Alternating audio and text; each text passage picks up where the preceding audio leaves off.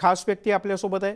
राज्यामध्ये एकीकडे सरकार विरुद्ध भाजप अशा प्रकारची लढाई सुरू आहे। भाजप सरकार पाडण्याचे मुहूर्त देत आहे सातत्यानं आणि त्याच पार्श्वभूमीवर राज्यात नवीन समीकरणं जुळून येण्याची तयारी सुरू झाली। एमआयएमनं एक ऑफर दिली आणि एमआयएमनं महाविकास आघाडीसोबत चलण्याची तयारी दर्शवली। भाजपला हरवण्यासाठी सगळ्यांनी एकत्र यायला हवं असा नारा विरोधी पक्षांकडून दिला जातोय आणि त्याचाच पुनरुच्चार एमआयएमचे खासदार इम्तियाज जलील यांनी केलाय। आणि आपल्यासोबत इम्तियाज जलील आहेत। इम्तियाज जी, स्वागत आहे आपलं। काल शब्बे बारातच्या मुहूर्त साधून राजेश टोपे यांना काही खास ऑफर दिली का काय तुम्ही?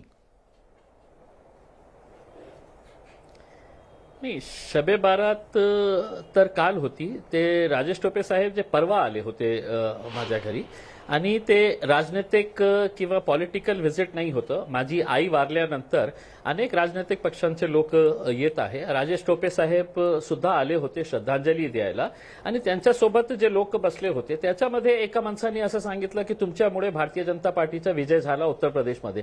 मग मी त्यांना विचारलं की कशा, तुम्ही समजावून सांगा मला। तर त्यांनी म्हटलं की 60-70 सीट्स, म्हणजे ते व्हॉट्सअप युनिव्हर्सिटी मधून ते वाचून। तर मी त्याला चॅलेंज केले की 7 सीट्सपेक्षा एकही सीट जास्त असेल तर मी माझ्या मूछ काढून टाकणार, नाहीतर तू तुझ्या डोक्याचं जितकं बाल आहे ते काढून टाका करके। मग राजेश टोपे साहेबांनी सांगितलं की नाही, आपण हे करू। मी म्हटलं की तुम्हाला काय आहे की एक सॉफ्ट पंचिंग बॅग चाहिए, की आमचा पराभव या कारणाने झाला की एमआयएम होती, भारतीय जनता पार्टी निवडून आली तर एमआयएम होती, तर कुठेतरी खापर फोडायचं आहे तर एमआयएम साठी। मग मी म्हटलं की एकदा आपण हे संपून टाकू। आपण उत्तर प्रदेशमध्ये तुम्ही पण गेले, राष्ट्रवादी गेली, शिवसेना गेली, काँग्रेसने 403 सीट्सवर इलेक्शन लढली, नतीजा काय झालं? एमआयएम सुद्धा गेली। आम्हालाही तिथे काही जास्त मिळालं नाही। म्हणून मला हे सांगायचे आहे, आपण जे उत्तर प्रदेशमध्ये चूक केली आता ते महाराष्ट्रामध्ये होऊ नये, कारण या देशामध्ये सगळ्यात घातक कोणता राजनीतिक पक्ष असेल आजच्या घडीला तर ते भारतीय जनता पार्टी आहे। आणि त्यांना पराभव करण्यासाठी आपला वैचारिक मतभेद असू द्या, राजनीतिक मतभेद असू द्या, ते काही असू द्या, आपण एकत्र येऊन आपण भारतीय जनता पार्टीला पराभव करण्यासाठी आम्ही आमचं योगदान देण्यासाठी तयार आहे। आणि एका अर्थाने जे तुम्ही आमच्यावर वारंवार हे घेतो की एमआयएम बी टीम ते पण संपून जाईल, तर मी त्यांना ऑफर केलं की मी तुमच्यासोबत यायला तयार आहे, काँग्रेस सोबत यायला तयार आहे। ही ऑफर फक्त औरंगाबाद पुरती आहे, महापालिका निवडणुका डोळ्यासमोर ठेवून का राज्यभराच्या करताय?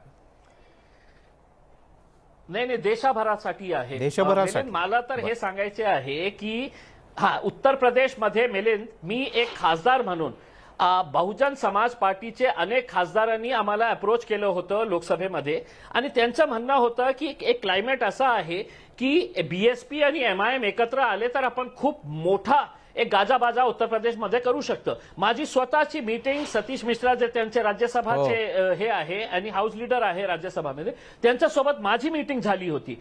त्यांचे खासदारांच्या इतका प्रेशर होता की एमआयएम आणि बीएसपी यायला पाहिजे होतं, मायावतीने नाही केली। मग भारतीय समाजवादी पार्टी सोबत आमची मीटिंग झाली होती, मी होतो त्या मीटिंगमध्ये। आम्ही पण त्यांना सांगितलं की तुम्हाला जे विश्वास आहे की तुम्ही जिंकणार आहे, ग्राउंड रियालिटी वेगळी आहे। भारतीय जनता पार्टीची पोझिशन आजही मजबूत आहे आणि आपण एकत्र लढायला पाहिजे। त्याच्यामध्ये आपण बहुजन समाज पार्टीलाही घेऊन येऊ, पण ते मान्य केलं नाही। त्यांना जे जवळचे लोक होते, नाही आपल्याला 300 सीट मिळणार, 350 मिळणार, काय झालं? तेच परिस्थिती महाराष्ट्रामध्ये येऊ नये म्हणून आम्ही ते ऑफर केलेली आहे। तुम्हाला मान्य असेल तर एक्सेप्ट करा, नाही तर राम राम। नाही, पण इम्तियाजजी, हा जो तुमच्यावर आरोप होतो हा काही नवीन नाही ना। आजपासून नाही, गेल्या अनेक वर्षांपासून तुमच्यावर आरोप होतो की मुळात महाराष्ट्रातली ही ऑफर सुद्धा तुम्ही भाजप सांगताय म्हणून राष्ट्रवादीकडे देताय, महाविकास आघाडीमध्ये तुम्हाला शिरायचं, कारण तुमच्यावर बी टीमचा आरोप तर पहिल्यापासूनच होतो जो तुम्ही नाकारत आलात। आता सुद्धा भाजपनं काही प्रपोजल दिलंय तुम्हाला? चांगला प्रश्न नाही, खूप चांगला प्रश्न तुम्ही विचारलं। आमच्यावर जे आरोप होतो ना, की हे सगळे आरोप करणारे जे राजनैतिक पार्टी आहे त्यांचं म्हणणं आहे की लपून छपून आम्ही भारतीय जनता पार्टीला सपोर्ट करतो। आता मी ओपनली आपल्याला ऑफर दिलेला आहे ना, त्याच्यामध्ये लपून छपून काय आहे? जेव्हा मी इलेक्शन मध्ये उभे राहिलो होतो औरंगाबादमध्ये, हेच पार्टीज होते ना जे म्हणायचे की नाही आता भारतीय जनता पार्टीचा रास्ता मोकळा होणार आहे, आता हे मत कापायला आलेले आहे। मी पराभव केला ना त्यांना। बर. हेच भारतीय जनता पार्टी शिवसेनेला पराभव केले ना. महानगरपालिकामध्ये माझे सीट शिवसेनापेक्षा जास्त होते MIMचे औरंगाबादमध्ये. तरी सुद्धा मला हे सांगायचे आहे की आता पॉलिटिक्समध्ये काय आहे की आजच्या परिस्थिती आणि देशाला बघून आज भारतीय जनता ज्या प्रकारचे राजनीती करत आहे, एका फिल्मला प्रमोट करण्यासाठी प्रधानमंत्री भाजप फक्त माझा शत्रू नाही, या देशाचा सगळ्यात प्रमुख शत्रू कोणी असेल तर भारतीय जनता पार्टी आहे. ज्या प्रकारे ते आपल्या राजनैतिक स्वार्थासाठी या देशाच्या समाजामध्ये जे भेदभाव निर्माण करण्याचा प्रयत्न करत आहे, मला नाही वाटतं की जगात कुठे असं असेल की एका फिल्मला एका राज्यामध्ये काय झालं असेल, त्या अतिरेक्यांनी काय केलं असेल, पण जे पिक्चर तयार करण्यात येत आहे की असं नाही आहे की तुम्हाला खूप सद्भावना आहे त्यांच्या बाबतीत, फक्त एक मुस्लिमांच्या बाबतीत ओव्हरऑल आपण वेगळ्या विषयाकडे चाललो इम्तियाज, आपण त्याच्यावर बोलू. कारण आज घातक जे आहे ते भारतीय भाजप पार्टी आहे पण देशासाठी. तुमची ऑफर शिवसेनेला आत्ताच मान्य नाही, म्हणजे तुम्ही तर म्हणताय की आता फक्त प्रस्ताव पण नाही, फारच प्राथमिक सहज आणि अनौपचारिक चर्चा होती, पण शिवसेनेने आत्ताच विरोध सुरू केलाय तुम्हाला महाआघाडीत येण्याकरता. मी कधी ऑफर केली शिवसेनेला? नाही, महाआघाडीत तर शिवसेनेच्या नेतृत्वाखाली महाआघाडी आहे ना, त्यांच्या परवानगीशिवाय तुम्ही आघाडीत कसं येणार? मिलिंद भाऊ, माझ्या पार्टीचा एक एजेंडा आहे. आमचे जे इश्यूज आहे ते इश्यूज फक्त सत्तेच्या लालसापोटी आम्ही आमचे इश्यूज डायल्यूट करणार नाही.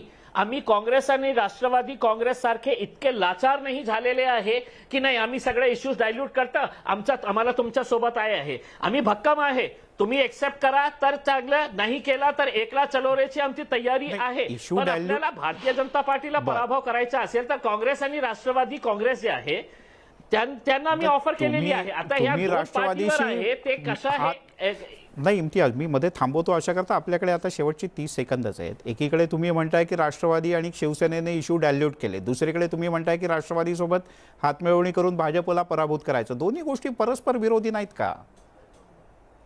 नाही. मी शिवसेनेचं एक उदाहरण देतो की ज्या शिवसेनेचा मुख्यमंत्री विधानसभेमध्ये उभे राहून हे म्हणतो की बाबरी मस्जिदची शहादत हमने की है और हमें गर्व है करके, ते काँग्रेस आणि राष्ट्रवादी त्याला मान्य करतील, पण आम्ही त्याचा विरोध केलेला आहे, आजही करतो आणि पुन्हाही उद्याही करणार आहे. आमचा विरोध आहे. मग तुम्ही म्हणणार असेल की नाही तुम्ही आमची प्रशंसा करा की आम्ही हे केलेले आहे. आमचे जे मुद्दे आहे किंवा वंचितांचे जे मुद्दे आहे ते आमचे ठाम आहे आणि त्याच्या बाबतीत आम्ही काहीही डायल्यूट करणार नाही. आम्ही एक प्रस्ताव दिलेला आहे भारतीय जनता पार्टी. तुम्हाला असं वाटत असेल की MIMचा काही प्रेझेन्स आहे, एक फोर्स आहे ते महाराष्ट्रामध्ये, तर तुम्ही एक्सेप्ट करा. नाही करायचं आहे तर सांगा आम्हाला, चलू एकटा चलू, घोडा मैदान सामने देखा जाएगा फिर. ठीक आहे इम्तियाजजी, तुम्ही खासदार जरी असलात तरी मूळचे पत्रकार आहात, त्याच्यामुळे प्रश्नांना उत्तरं कशी बिनतोड द्यायची आणि बी टीमचा जरी आरोप झाला तरी त्याला हुशारीनं कसं सांगायचं हे तुम्हाला फार चांगल्या पद्धतीने माहिती आहे. काही हरकत नाही, प्राथमिक आणि अनौपचारिक चर्चा आहे, औपचारिक चर्चा होईल त्यावेळेला पुन्हा एकदा भेटू. चंद्रकांत खैरे साहेबांनी सांगितलेले आहे की 2024ला तो पुन्हा निवडून येणार नाही, तर बहुतेक मी तुमच्याकडे येणार आहे पत्रकारिता दोबारा सुरू करण्यासाठी. स्वागत आहे. खूप खूप धन्यवाद आमच्याशी गप्पा मारल्याबद्दल. आणि यासोबत इथेच थांबूयात. सर्व प्रकारच्या ताज्या अपडेटसाठी पाहत राहा न्यूज 18 लोकमत.